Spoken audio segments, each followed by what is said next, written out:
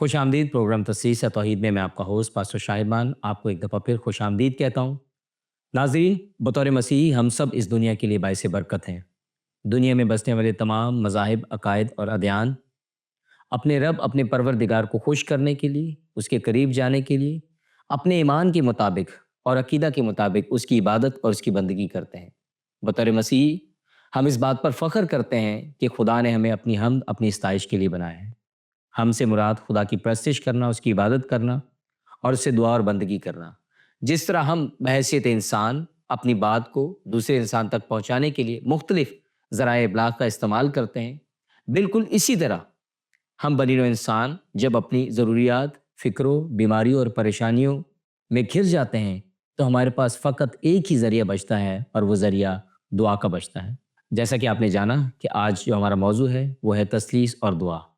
قبل اس سے کہ ہم اپنے شو کا آغاز کریں، حسب عادت ہمارے قابل احترام گیسٹ جناب بردر سلیمان ہمارے ساتھ موجود ہے۔ بردر سلیمان، ہم آپ کو اس شو میں ایک دفعہ پھر ویلکم کہتے ہیں، اور آغاز ہی میں جیسے آپ نے گفتگو سنی کہ آج ہم دعا کے اوپر بات کریں گے، کیونکہ مختلف عقائد اور مختلف جو ادیان ہیں اس بارے میں بہت ساری رائے رکھتے ہیں، اور تقریباً جتنے بھی مذاہب یا عقائد اس دنیا میں اس وقت فی الوقت بسے ہوئے ہیں، وہ تمام ایک بات کے اوپر کامل ایمان رکھتے ہیں کہ جب بھی کوئی شخص مصیبت میں، تکلیف میں یا کسی بھی بیماری میں مبتلا ہوتا ہے تو وہ اپنے عقائد، اپنے ایمان کے مطابق وہ کیا کرتا ہے، اپنے رب سے، اپنے خدا سے، اپنے بھگوان سے یا جو بھی دیوی دیوتا یا جس کی وہ عبادت کرتا ہے، ضرور اس سے وہ رجوع لے کے آتا ہے۔ قبل اس سے کہ ہم اپنے شو کا آغاز کریں، جو آج کی آیت مقدسہ ہے وہ ہے یسایا نبی کی معرفت لکھا گیا صحیفہ، اس کا 43واں باب اور اس کی 21ویں آیت سے، جس میں خدا کا کلام یوں مرقوم ہے: میں نے ان لوگوں کو اپنے لیے بنایا تاکہ وہ میری حمد کریں۔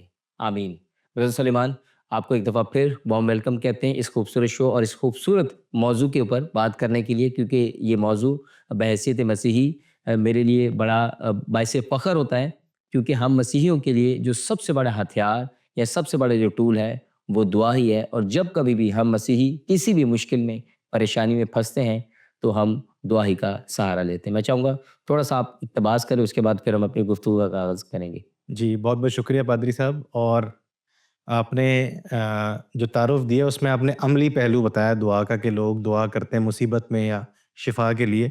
میرے حساب سے الہیاتی طور پر دعا ایک اچھا موضوع ہے، کیونکہ تثلیث کے عقیدے کو عام طور پر الہیاتی طور پر الفاظ کے معنی بیان کر کے یا فلسفہ بیان کر کے سمجھایا جاتا ہے یا مثال کے طور پر دیا جاتا ہے، لیکن تثلیث کے اندر جو ضروری بات ہے وہ یہ ہے کہ وہ مسیحی جو تثلیث میں مانتے ہیں وہ ان کی عملی زندگی کا حصہ ہے۔ دعائیہ اور اجتماعی طور پر جو ہماری عبادتی زندگی ہے چرچ کے اندر بھی اور ہماری انفرادی زندگی کے اندر بھی تثلیث کارآمد ثابت ہوتی ہے۔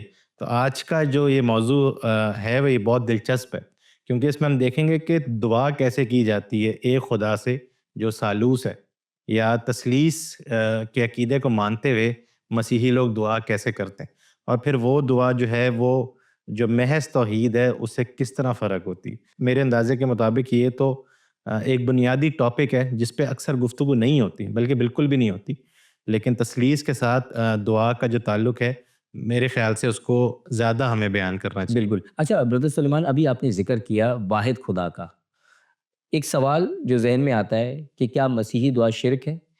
کیونکہ اگر ہم اس میں باپ، بیٹا اور روح القدس کی شمولیت کرتے ہیں، اور اکثر و بیشتر ہمیں اس سوال کا بھی سامنا کرنا پڑتا ہے ہم مسیحیوں کو، بطور پاکستانی مسیحی خاص کر، اور بر صغیر پاک و ان کے اندر جو ہمارے مسیحی بہن بھائی بستے ہیں، انہیں یہ سوال کا اکثر ہی سامنا کرنا پڑتا ہے کہ کیا آپ تین خداؤں کی عبادت کرتے ہیں؟ کیونکہ جب بھی ہم دعا کرتے تو خدا باپ، بیٹے اور روح القدس کے نام سے ہم اسے آمین کہتے ہیں۔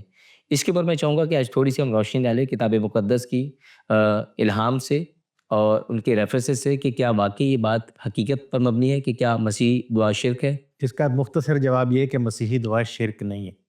شرک جو ہے وہ شریک کرنے کی بات ہے، کہ آپ خدا کے ساتھ، یعنی جو ایک خدا واحد ہے جس کو سارے مذاہب مانتے ہیں، آپ اس کے ساتھ کسی کو شریک کریں، اور پھر آپ یہ دعویٰ کریں کہ یہ جو دوسری چیز ہے یا یہ جو دوسری ذات ہے یہ بھی دعاؤں کا جواب دے سکتی ہے، اسے شرک کہتے ہیں۔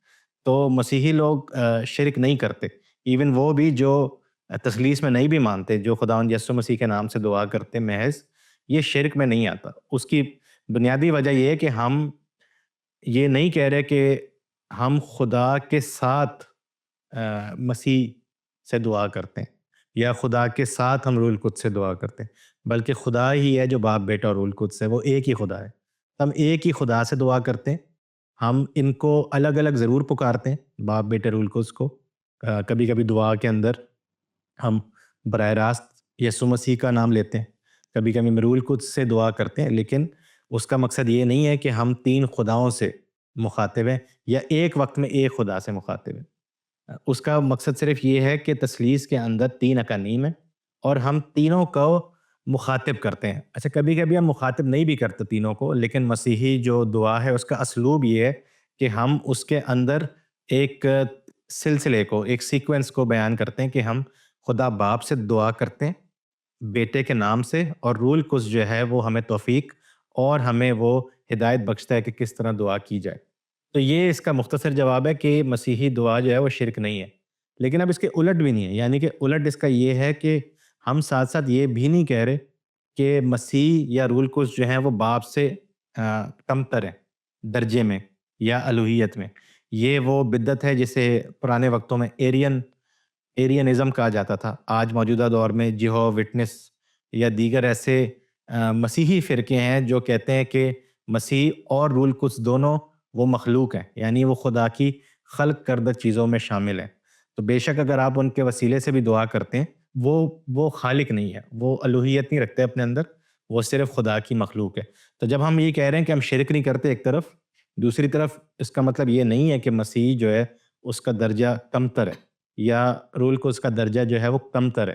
یہ تثلیث کے اندر ان کے مختلف رولز ہیں، ان کو مختلف طریقوں سے پکارا جاتا ہے، لیکن اس میں اس کا یہ مطلب نہیں ہے ہرگز کہ ایک طرف ہم تینوں کو تین خداؤں کی طرح لیتے ہیں اور دوسری طرف یہ کہ ہم ان کو درجہ بندی میں لیتے ہیں کہ ایک سب سے بڑا ہے باپ اور پھر باقی اس سے کمتر ہے۔ تو ان دونوں چیزوں کا خیال رکھنا بہت ضروری ہے۔ شرک تو یہ نہیں ہے، لیکن ساتھ ساتھ یہ ایرینزم بھی نہیں ہے، اور ان دونوں چیزوں کو ان کو رد کرنا جو ہے نا ہمارے لیے بہت زیادہ ضروری ہے، تاکہ تثلیث کا جو عقیدہ ہے وہ واضح ہو سکے۔ کیونکہ تثلیث کے بنا جو مسیحی زندگی ہے یا بائبل مقدس کا جو اصل تصور ہے وہ تقریباً مان پڑ جاتی ہے۔ تو اس کے اوپر بہت سارے لوگ بحث بھی کرتے ہیں اور بات بھی کرتے ہیں، جیسے آپ نے یہوہ وٹنس کا ذکر کیا اور مختلف جیسے اس طرح کے جو ادیان ہیں جس چیز کے اوپر بہت زیادہ زور دیتے ہیں کہ غالباً یہ تثلیث کا ایسا نہیں ہے، شاید کو خدا کی خود سے خلق کردہ ایک مخلوق ہے۔ تو میں چاہوں گا اس بات کے اوپر ہم تھوڑی سی بات کریں گے جو استثنا کی کتاب کے اندر خدا نے موسیٰ سے کلام فرمایا ہے، استثنا 6 باب اس کی 4 آیت کے اندر کہ سن اسرائیل، خداوند ہمارا خدا ایک ہی خدا ہے۔ جی، اور یہ بنیادی بات ہے کہ اس کو بار بار اس کو واضح کرنا بہت ضروری ہے، کیونکہ جب مسیح نے یہ کہا کہ سب سے بڑا حکم کون سا ہے، تو سب سے بڑا حکم یہی ہے کہ خداوند ایک خدا ہے اور پھر ہم نے اسے اپنی تمام تر ہستی کے ساتھ اس کی پرستش کرنی ہے۔ تو سب سے بڑا حکم مسیحیت میں یہی ہے، مسیح کے اپنے الفاظ ہیں کہ سب سے بڑا حکم یہی ہے کہ ہم خدا کو ایک مان کر اپنے پورے وجود کے ساتھ اس کی پرستش کریں۔ لیکن بائبل مقدس میں صرف یہ نہیں لکھا کہ خداوند تمہارا خدا ایک خدا ہے، بائبل مقدس میں یہ بھی لکھا ہے، مثال کے طور پر یوحنا 10واں باب اس کی 30ویں آیت، جہاں مسیح خداوند فرماتے ہیں کہ میں اور باپ ایک ہیں، اور اس طرح کی اور بھی آیتیں۔ تو ایک کا بھی جو لفظ ہے بائبل مقدس میں، خاص طور پر خدا کی ذات کے ساتھ اس کا عدد سے تعلق نہیں ہے، اور یہ صرف مسیحی الہیات میں نہیں ہے، یہ ہر مذہب کی الہیات میں یہ ہے کہ جب آپ خدا کو ایک کہتے ہیں نا، تو اس کا مطلب وہ عدد والا ایک نہیں ہے جس کے بعد 2 آتا ہے، جس کے بعد 3 آتا ہے، نہیں۔ جب آپ کہتے ہیں خدا ایک ہے تو ہم یہ کہہ رہے ہیں خدا کے جیسا کوئی نہیں ہے۔ اور واحد بھی جب ہم کہتے ہیں تو اس میں بھی یہ مطلب نہیں کہ گنتی والا واحد، اس میں یہ ہے کہ وہ مکمل طور پر یکتا اور یگانہ ہے، یعنی کہ اس کی کوئی مثال ہی نہیں ہے، اس جیسا کوئی ہے ہی نہیں، بے مثال ہے وہ۔ نہ خدا مطلب نہ آسمانی دنیا میں کوئی ایسا ہے، نہ زمین کے اندر کوئی ایسی چیز ہے جس سے ہم اس کی مشابہت کریں یا اس کی مثال دیں۔ تو ایک کا مطلب یہ ہے کہ وہ اس جیسا کوئی اور نہیں ہے، اس کے اندر لفظ والا ایک نہیں ہے، تو اس سے تثلیث کی نفی نہیں ہوتی۔ جب ہم کہتے ہیں کہ بائبل مقدس میں احد یا واحد کا لفظ آیا ہے تو اس سے تثلیث کی نفی نہیں ہوتی، یعنی کہ خدا کی ذات کے اندر کثرت جو ہے اس کی نفی نہیں ہوتی، اس میں صرف اس بات کو اجاگر کیا جاتا ہے کہ خدا کے جیسا کوئی نہیں ہے۔ بلکہ تثلیث جو ہے، تو تثلیث ہی تو وہ عقیدہ ہے جو دنیا کے تمام تر ادیان میں جو خدا کے عقائد ہیں ان سے مختلف ہے بالکل۔ ایک خدا کو تو بہت سارے مذاہب مانتے ہیں، تثلیث تو بالکل ہی سب سے مختلف ہے۔ خدائے ثالوث جیسا کوئی نہیں ہے، تو حقیقت پہ تو یہ آیت تثلیث پہ زیادہ فٹ بیٹھتی ہے، اور پولس رسول اس کو اپلائی بھی کرتا ہے مسیح کی ذات پر، کہ یہاں لکھا ہے نا کہ خداوند ہمارا خدا ایک ہی خدا ہے، تو وہ پہلا کرنتھیوں 8ویں باب کی 6 آیت میں کہتا ہے کہ ایک ہی خدا یعنی باپ، اور ایک ہی خداوند یعنی مسیح۔ مسیح تو وہ بائبل مقدس کے اندر ہی اسی آیت کو تثلیثی پہرائے سے پیش کیا گیا ہے۔ یہ بات کی کوئی اختراع یا بات کی کوئی انٹرپریٹیشن یا بات کی ایجاد نہیں ہے کوئی جو کاؤنسلز نے کی تھی، بلکہ بائبل مقدس کے اپنے اندر اگر آپ پڑھیں تو انہوں نے وہی آیات کو جہاں پر خدا کی وحدانیت کی بات ہے یا ایک ہونے کی بات ہے، ان کو مسیح کی نسبت سے جوڑا ہے انہوں نے۔ تو جب مسیحی لوگ جو ہیں ہم مسیح کی پرستش کرتے ہیں تو ہم اس وحدانیت کا انکار نہیں کرتے، پھر وہی بات ہے کہ وہ شرک نہیں ہے، ہم خدا کی ذات کے اندر کثرت کی بات کرتے ہیں، اور یہ چیز وہی بات ہے کہ یہ بنیادی ہے، اس کو بار بار ریپیٹ کرنا ضروری ہے۔ بالکل بالکل، یہ باتیں ہماری ایمان کی اکائی ہے۔ جی اچھا، ایک چیز جس کے بارے میں اکثر لوگ بھی ذکر کرتے ہیں، اور بہت سارے مسیحی جو علماء ہیں وہ بھی اس بات کے اوپر بہت زیادہ بحث و تکرار کرتے ہیں، کہ جناب مسیح نے جب اپنے شاگردوں کو، اپنے حواریوں کو دعا کرنا سکھایا، جب انہوں نے ان سے عرض کی کہ ہمیں اے باپ، اے استاد، اے ربی، ہمیں دعا کرنا سکھا، تو یہاں پر ہم دیکھتے ہیں کہ متی رسول کی معرفت لکھی گئی انجیل مبارکہ اس کے 6 باب، اور لوکا رسول کی معرفت لکھی گئی انجیل مبارکہ اس کے 11ویں باب کے اندر یہاں 2 جگہ دعائے ربانی درج کی گئی ہے، جی جو جناب مسیح کے اپنے منہ مبارکہ کے جو کلمات تھے، جو انہوں نے اپنے حواریوں کو سکھائی کہ آپ نے کس طرح دعا کرنی ہے۔ تو اس میں ایک بڑی خوبصورت چیز ہے جو آغاز ہی میں ہم دیکھتے ہیں دعائے ربانی کے اندر، کہ جہاں پر جناب مسیح نے خود اپنے منہ مبارکہ سے فرمایا کہ اے ہمارے باپ۔ تو کیا یہ لازم ہے کہ ہم خدا کو باپ کہہ کر پکاریں، یا اس کی جو وحدانیت ہے، اس کی جو اس کی الوہیت ہے، اس کو کیوں خدا یسوع مسیح نے یہ لازم قرار دیا کہ آپ جب بھی دعا کریں تو اے ہمارے باپ سے کر کے اس کا آغاز کریں؟ اس کا ایک سیاق و سباق ہے، یعنی مسیح جب یہ بات کرتا ہے اس سے پہلے لکھا ہے کہ شاگرد اس سے پوچھتے ہیں کہ ہمیں دعا کرنا سکھا، اور پھر وہاں پر اس بات کو براہ راست نہیں لیکن بالواسطہ یہ بتایا گیا کہ مسیح جو تھا اپنے زمانے کے لوگوں سے فرق طریقے سے دعا کرتا تھا، تو لوگوں کو فرق لگتا تھا، تو انہوں نے اس سے پوچھا۔ اور مسیح کے حوالے سے عام طور پر ہم نمبر 1 جو ہم کہتے ہیں کہ مسیح وہ ہے جس نے صلیب پر جان دی، پھر ہم بات کرتے ہیں مسیح کی بطور کہ وہ اس کی ایک خدمت تھی بطور ایک نبی کی یا بطور ایک استاد کی، لیکن مسیح کی جو ذات ہے، جو اس کی زندگی ہے پوری، اگر آپ اس کے روزمرہ کی زندگی دیکھتے ہیں نا، تو اس میں صرف 2 چیزیں، ایک دعا ہے اور ایک شفا ہے، 2 چیزیں۔ تو مسیح کی زندگی دعا سے بھری ہوئی تھی، وہ عبادت خانے بھی جاتا تھا، جو اجتماعی دعا یہودیوں کی وہ بھی کرتا تھا، اور پھر انفرادی دعا تو اس کی مثالی ہے، یعنی کہ آپ کو بائبل میں وہ شخصیت ملتی ہے، وہ جناب مسیح ہے کہ جو دعا کے اندر بہت وقت گزارتے ہیں، بلکہ وہ بھیڑ سے الگ ہو کے تنہائی میں دعا کرنے کا قائل ہیں، اچھے برے وقتوں دونوں میں۔ اب شاگرد کہتے ہیں کہ یار یہ کوئی فرق قسم کی دعا کر رہا ہے شخص، تو اب ان سے پوچھا جائے کہ ہمیں بھی دعا کرنا سکھائیں۔ تو وہاں پر وہ مسیح 2 باتیں کرتا ہے، پہلے وہ یہ کہتا ہے کہ اپنے زمانے کے جو مذہبی لوگ ہیں ان کی طرح دعا نہ کرو، یعنی کہ دعا کے اندر آپ دعا کو طول نہ دیں، لمبی لمبی دعائیں نہ کریں۔ پھر یہ ہے کہ آپ خدا کو آپ بتائیں نہیں کہ آپ کو کیا کیا چاہیے، اس کی وجہ یہ ہے کہ خدا جو ہے نمبر 1 وہ پہلے سے جانتا ہے کہ آپ کو کیا کیا چاہیے، دوسری بات یہ ہے کہ آپ کے کہے بغیر وہ دیتا ہے۔ اور مسیح نے بہت ساری تمثیلیں یا بہت ساری کہانیاں سنائی ہیں اس بات کو ثابت کرنے کے لیے، جیسے کہ قاضی کی ایک مثال دی ہے کہ ایک عورت قاضی کے پاس جاتی ہے، اس کو بار بار بولتی رہتی ہے، یا ایک شخص اپنے دوست کا یا اپنے پڑوسی کا دروازہ کھٹکھٹاتا رہتا ہے۔ ہم اسے سمجھتے ہیں کہ اس طرح دعا کرنی ہے، مسیح کا بالکل الٹ مطلب تھا، عام انسانوں کو اس طرح کرنا پڑتا ہے کام نکلوانے کے لیے، خدا کو ایسے نہیں کرنا پڑتا۔ خدا سے آپ براہ راست اس طرح دعا کریں جیسا ایک بچہ جو ہے وہ اپنے باپ سے اپنی ماں سے کرتا ہے۔ اب اس کے ماں باپ جتنے بھی سخت ہوں، لیکن اس کو یہ کانفیڈنس ہوتا ہے، اس کو یہ اعتماد ہوتا ہے کہ میری بات سنی جائے گی اور میں گھبراؤں گا نہیں۔ تو جب خدا کو باپ کہنے کی بات آتی ہے نا، تو اس میں پھر وہی بات ہے کہ یہ بھی کوئی شرک کی بات نہیں ہے، یا خدا سے ہم کوئی انسانی رشتے کی بات کر رہے ہیں کہ جس طرح جسمانی باپ ہوتے ہیں۔ خدا کو باپ کہنے کا مطلب یہ ہے کہ آپ نمبر 1 بغیر خوف کے اس تک جاتے ہیں، دوسری بات یہ ہے کہ آپ اعتماد کے ساتھ جاتے ہیں کہ میری دعا سنی جائے گی، اور پھر یہ کہ آپ براہ راست یعنی بغیر کسی درمیانی کے، بغیر کسی فرشتے کے، یا بغیر کسی بزرگ کے، بغیر کسی پیر کے، بغیر کسی پادری کے، آپ براہ راست خدا سے رابطہ رکھ سکتے ہیں۔ تو یہ اس کا مطلب ہے کہ اے ہمارے باپ۔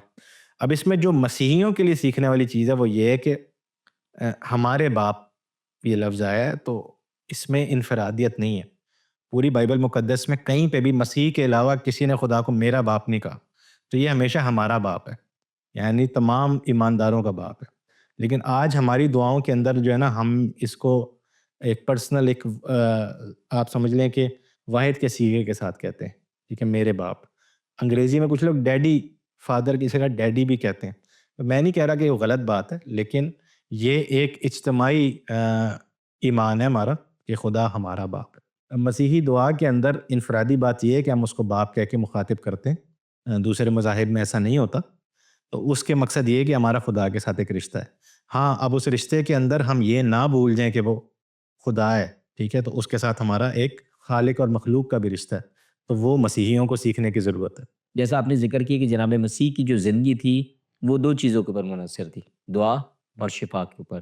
سو یہاں پر ہم دیکھتے ہیں کہ اگر یسوع خود خدا ہے، اگر وہ خدا کی مساوی ہے، تو کیا خدا کو دعا کرنے کی ضرورت ہے؟ کہ وقتاً فوقتاً اچھے برے ہر حالات کے اندر، اور کئی دفعہ ایسا بھی ہوا ہے کہ جناب مسیح نے بھیڑ کو رخصت کر کے اور پوری رات کیا کی ہے، گتسمنی باغ میں کیا کی ہے، انہوں نے دعا کی ہے. تو یہ جو دعا کا ایک جو مورل تھا، جو ایک سائن تھا، کیا جناب مسیح اپنے حواریوں کو، اپنے شاگردوں کو اس چیز کا سکھانا چاہتے تھے کہ دعا کا جو پہلو ہے وہ آپ کی زندگی میں کتنا اہمیت کا حامل ہونا چاہیے؟ جی، ایک طرف ہم کہہ رہے ہیں مسیح خدا ہے، دوسری طرف ہم کہہ رہے ہیں کہ وہ خدا سے دعا بھی کرتا ہے اور بار بار کرتا ہے، بلکہ وہ اس کی زندگی کا ایک نمایاں حصہ ہے. نمایاں حصہ. اور اناجیل میں بار بار آیا، یعنی کہ اس کے خدمت کے آغاز سے لے کر اس کی صلیبی موت تک وہ دعا ہی کر رہا ہے، اور باپ سے یا کبھی کبھی خدا سے مخاطب ہو کر. اب اس کے اندر کیا یہ تضاد ہے؟ تضاد نہیں ہے. دیکھیں، اس سوال کا پہلا یا جو سرسری جواب ہے وہ یہ ہے کہ تثلیث کے اندر ہم اس میں فرق کرتے ہیں. یعنی مسیح کے اندر ہم یہ مانتے ہیں کہ وہ کامل خدا ہے، لیکن وہ کامل انسان بھی ہے جو مجسم ہو کر اس دنیا میں آیا. تو جب وہ مجسم ہو کر اس دنیا میں آیا ہے تو وہ ویسے ہی رہا ہے جیسے انسان ہوتے ہیں. اب مسیح نے جنم لیا یہودی قوم کے اندر، تو یہودی قوم کی زندگی کے اندر اجتماعی طور پر بھی اور انفرادی طور پر بھی دعا ایک اہم اس کا جز ہے. تو مسیح اپنی جو انسانیت ہے اس کے اندر ایک بطور انسان وہ اپنے مذہبی فریضے بھی انجام دے رہا ہے، اور اس کے ساتھ ساتھ اس سے آگے بڑھ کر وہ اپنی روحانی زندگی کو مضبوط کرتا ہے خدا کے ساتھ کنیکٹ رہ کر یا دعا کر کے. یہ اس کا ایک بنیادی وہ ہے. یعنی کہ جب ہم کہہ رہے ہیں کہ مسیح باپ سے دعا کر رہا ہے تو وہ بطور خدا نہیں کر رہا دعا، وہ بطور انسان دعا کر رہا ہے. ٹھیک ہے، جب وہ اس دنیا میں تھا. تو یہ اس کا ایک بنیادی ہے. جو لوگ سمجھتے نہیں ہیں، یعنی کہ جو سوال کر رہا ہے ہم سے یہ والا، وہ اس بات کو سمجھ نہیں رہا کہ ہم اپنی الہیات کے اندر ان چیزوں کو فرق کیسے کرتے ہیں. یعنی کہ ہم معذرت کے ساتھ ہم بیوقوف تو نہیں ہے نا کہ ہم ایک طرف کہہ رہے ہیں کہ وہ خدا ہے تو دوسری طرف اسے دعا بھی کروا دعا بھی کر رہا وہ. پھر وہ یہ بھی کہہ رہے ہیں کہ یہ لکھا بھی ہے سب کچھ ہم نے ہی ہے. ٹھیک ہے، جو انجیلوں میں لکھا ہے یہ ہم نے ہی رد و بدل کر کے کیا ہے. تو ہم بیوقوف تو نہیں ہے نا کہ ہمیں سمجھ نہیں آ رہی کہ ہم کیا بات کر رہے ہیں. سمجھنے کی ضرورت یہ ہے کہ جو مسیح کی ذات ہے اس کے اندر جو الہی ذات اور پھر انسانی ذات، اس کو ہم فرق اس طرح نہیں کرتے کہ آپ جیسے دو چیزوں کو الگ کر دیتے ہیں، لیکن ہم اس کو اپنے ذہن میں ضرور رکھتے ہیں انجیل پڑھتے وقت کہ مسیح جو ہے وہ جب اس دنیا میں ہے تو وہ ایک کامل انسان بھی ہے. تو بطور انسان جو کام ہوتے ہیں وہ کرتا ہے، اور مذہب اور روحانیت جو ہے وہ انسانوں کا ہی کام. لیکن یہ پہلا درجہ ہے. اس سے غلط فہمی یہ پیدا ہو سکتی ہے کہ اچھا ٹھیک ہے وہ بطور انسان دعا کر رہا ہے، تو اب کیا وہ ایکٹنگ کر رہا ہے یا وہ صرف ایک مثال کے طور پر آپ کو سمجھانے کے لیے کر رہا ہے؟ تو ایسا نہیں ہے، کیونکہ اگر وہ رو رہا ہے، گڑ گڑا رہا ہے، یہاں تک کہ اس کا لہو بھی ٹپک رہا ہے دعا کے اندر، تو ایسا نہیں ہے کہ وہ پھر کوئی عام دعا ہے. عام دعا ہے یا صرف نمونے کے طور پر ہمیں سکھانے کے لیے کر رہا ہے. اس کو اب سمجھنے کی ہمیں یہ ضرورت ہے کہ یہاں پر ہماری دعا کی جو ڈیفینیشن ہے نا وہ بدلتی ہے. یعنی کہ مسیح اگر خدا ہے اور اسے بھی اتنی زیادہ دعا کرنے کی ضرورت ہے، تو اب دعا کے معنی کیا ہے؟ ہمارے لیے دعا کے معنی یہ ہے کہ خدا سے کچھ مانگنا نہیں. اگر یہ صرف یہی ہوتا تو پھر مسیح کو دعا کرنے کی کوئی ضرورت نہیں ہے. اچھا، دعا کیا ہے کہ گڑ گڑا کے خدا ہم سے دور ہے تو اس کو بلانا. اگر یہ ہے تو پھر بھی مسیح سے تو خدا دور نہیں ہے. ٹھیک ہے، اور پھر یہ ہے کہ خدا سے کچھ طلب کرنا، کچھ مانگنا، یہ بھی نہیں ہے. ٹھیک ہے، تو مسیح اگر دعا کرتا ہے، اگر خدا کہنے مطلب اگر ہم اس کو ہم سادے الفاظ میں کہیں کہ اگر جو خدا خود ہے اگر وہ دعا کر رہا ہے تو اس کا مطلب یہ ہے کہ دعا کے معنی کچھ اور ہے. اور وہ معنی یہ ہے کہ تثلیث کے جو تینوں اقانیم ہیں وہ ایک دوسرے پر منحصر ہیں، یعنی وہ ایک دوسرے سے تنہا اور اکیلے ہو کر یا ایک دوسرے سے بغاوت کر کے کام نہیں کرتے، وہ ایک رشتے میں موجود ہے۔ تو مسیح اور مسیح جب اپنے الہی روپ میں ہے یا چاہے انسانی روپ میں ہے، وہ باپ کے ساتھ کنیکٹڈ ہے، ٹھیک ہے، یہ دعا یہ ہے، ٹھیک ہے۔ اور پھر وہ انسانوں کو بھی یہ سکھا رہا ہے کہ آپ بھی خدا کے ساتھ اپنا ایک رابطہ رکھیں۔ تو دعا جو ہے بنیادی طور پر خدا کے ساتھ تعلق رکھنے کی بات ہے۔ اب یہ جو ہم نے چیز بنا دی ہے نا کہ توبہ، خدا سے کچھ مانگنا، شفا یا خدا سے دوری کے باعث دعا کرنا، یہ ثانوی باتیں۔ بنیادی بات یہ ہے کہ خدا سے آپ کا ایک تعلق ہے، اور وہی چیز آپ کو زندہ رکھتی ہے، نہ کہ آپ کی سانس، نہ کہ آپ کے خوراک، نہ آپ کے وسائل، اس بات کے کہ خدا آپ کو زندہ رکھتا ہے۔ تو اس چیز کا اظہار ہے دعا کہ میں خدا کے بغیر کچھ نہیں ہوں۔ تو بیٹا باپ کے بغیر کچھ نہیں ہے، باپ رول قدس کے بغیر کچھ نہیں ہے۔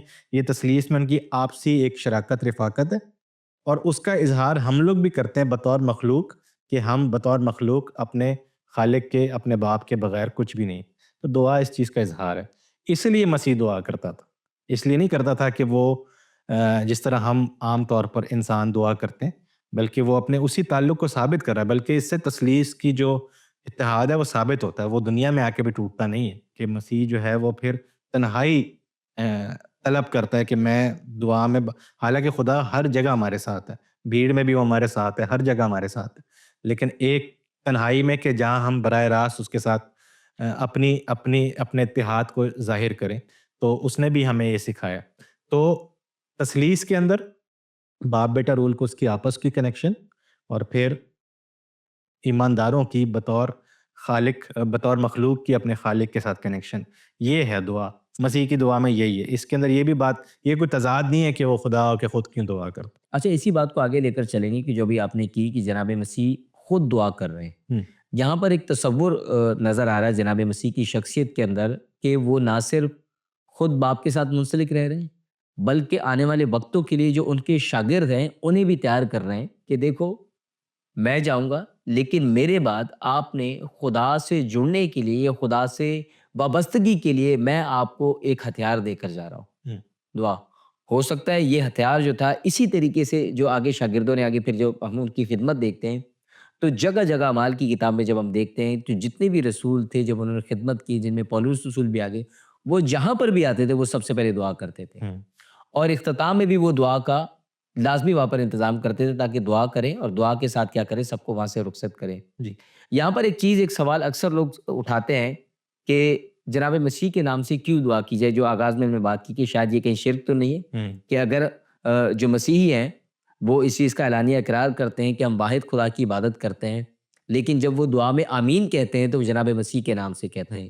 یہ ایک بڑا فلسفہ، ایک بڑا سوال ہے جو اکثر لوگ اس کو اوپر اٹھاتے ہیں کہ جناب مسیح کے نام سے کیوں دعا کی جائے یا کیوں دعا مانگی جائے۔ ہاں، یہ اگر آپ سوال نہیں بھی کرتے ہیں تو میں اسی پہ بات کرتا، کیونکہ آپ نے جو ایک بات کی ہے نا کہ وہ اپنے شاگردوں کو ایک ہتھیار دے کے گیا، لیکن فرق ہے نا، مسیح نے دعا کی اور پھر اس نے شاگردوں کو سکھائی، لیکن شاگردوں نے یا مسیح نے خود بھی ان کو یہ سکھایا کہ دعا کا جواب تب آئے گا جب تم میرے نام سے مانگو گے۔ جب مسیح کے جو یوحنا کی انجیل ہے اس کے اندر جو مسیح کے الوداعی جو وہ ہیں تقاریر ہیں، جو خطبات ہیں، 14واں باب، 15واں باب، 16واں باب، جہاں وہ تفصیل سے گفتگو کرتے ہیں کہ میں باپ کے پاس جاتا ہوں، میں تمہارے لیے جگہ تیار کروں گا، راہ، حق اور زندگی میں ہوں۔ اس کے بعد وہ پھر کہتے ہیں کہ میں جو ہوں انگور کی ڈال ہوں اور تم جو ہو میری شاخیں ہو، یا تم اگر مجھ میں پیوستہ رہو گے تو تم پھل لاؤ گے۔ اور پھر 16ویں باب میں وہ اس کے اختتام میں، یوحنا کی انجیل 16واں باب اس کی 23ویں آیت میں وہ کہتا ہے کہ تمہیں خوشخبری دیتا ہے ان کو، اور کہتا ہے کہ جو اس دن جو کچھ تم مانگو گے تمہیں ملے گا اگر تم میرے نام سے مانگو گے۔ تو مسیح کا نام لینا اب ضروری ہو گیا۔ اب یہ فرق آ گیا، یعنی کہ جو پرانے عہد نامے میں دعائیں ہو رہی تھیں، یہودی قوم کے اندر جو دعائیں ہو رہی تھیں، پھر مسیح نے ایک دعا سکھائی، اے ہمارے باپ۔ مسیح جو خود دعائیں کرتا تھا براہ راست باپ سے، اب یہ اس میں ایک فرق آ گیا کہ جب اس کے شاگرد اور آج تک جو ایماندار دعا کرتے ہیں اس میں ہمیں مسیح کا نام لینا ضروری ہے، کہ مسیح کے نام سے یعنی مسیح کے اختیار سے، جو اختیار اسے خدا باپ نے دیا ہے، ٹھیک ہے۔ اس پہ بھی کچھ لوگ اعتراض کرتے ہیں کہ اچھا یہ تو دیا ہوا اختیار ہے نا، تو دیے ہوئے اختیار سے اگر وہ کر بھی رہا ہے تو اس سے اس کی الوہیت ثابت نہیں ہوتی یا تثلیث ثابت نہیں ہوتی۔ یہ بھی غلط تصور ہے، کیونکہ دینے کا مطلب یہ نہیں ہے کہ کسی کے پاس نہیں ہے تو دیا جا رہا ہے، بلکہ اسی تثلیثی اتحاد کو ظاہر کیا جا رہا ہے کہ یہ باپ بیٹا رول قدس ہیں، یا باپ اور بیٹا جو ہیں وہ ان منفرد یا انفرادی طور پر کام نہیں کرتے، مل کر کام کرتے ہیں. تو باپ سے ملتا ہے، اور جو باپ سے آپ کو ملتا ہے وہ آپ ہی کا ہوتا ہے شروع سے. اس طرح وراثت ہوتی ہے، جب سے آپ پیدا ہوتے ہیں جب سے آپ کی ہوتی ہے وہ، لیکن ایک دن وہ آپ کو ملتی ہے. اس کا مطلب یہ نہیں کہ پہلے آپ کے پاس نہیں تھی. تو وہ خدا نے اسے اختیار دیا آسمان پر بھی اور زمین پر بھی، اور مسیح نے پھر یہ اختیار اپنی کلیسیا کو، اپنے شاگردوں کو دیا. لیکن شرط یہ ہے کہ ہم اس کے نام سے مانگے. ٹھیک ہے، تو پھر آگے جا کر یہ بھی اب اس کے بھی دو پہلو ہیں. پہلا پہلو اس کا یہی، اب میں نے آپ کو پہلے یہ بتایا کہ شروع میں بات یہ ہے کہ آپ مسیح جو ہے وہ دعا کیوں کرتا ہے. ٹھیک ہے، تو ایک اس کی زمینی دعا تھی. ٹھیک ہے، ایک اس کی جو روحانی یا الوہیت کے اندر خدا کے ساتھ تعلق ہے ازل سے ابد تک. لیکن کلام مقدس میں یہ بھی سکھاتا ہے کہ وہ سردار کاہن ہے یا نہیں آسمان میں. یوحنا کی انجیل میں بھی یہ لکھا ہے، اور عبرانیوں کے خط میں بھی یہ لکھا ہے، عبرانیوں 4 باب اس کی 14 اور 16 آیت، کہ ہمارا ایک سردار کاہن وہاں موجود ہے. تو وہ ہمارے لیے وہاں شفاعت کر رہا ہے، اور شفاعت بھی دعا ہی ہے. تو وہ اپنے الہی منصب کے اوپر بھی ہمارے لیے براجمان ہے. تو جس طرح ہم مسیحی ایک دوسرے کے لیے دعا کرتے ہیں، دنیا کے لیے دعا کرتے ہیں، وہ اوپر ہمارے لیے دعا کرتا ہے اپنے باپ سے. تو یہ سلسلہ ابھی تک جاری ہے. تو تثلیث کے اندر تو اس کو اور ایک وسعت یا اور ایک خوبصورتی ملتی ہے، بجائے اس کے کہ اس سے کنفیوژن پیدا ہو.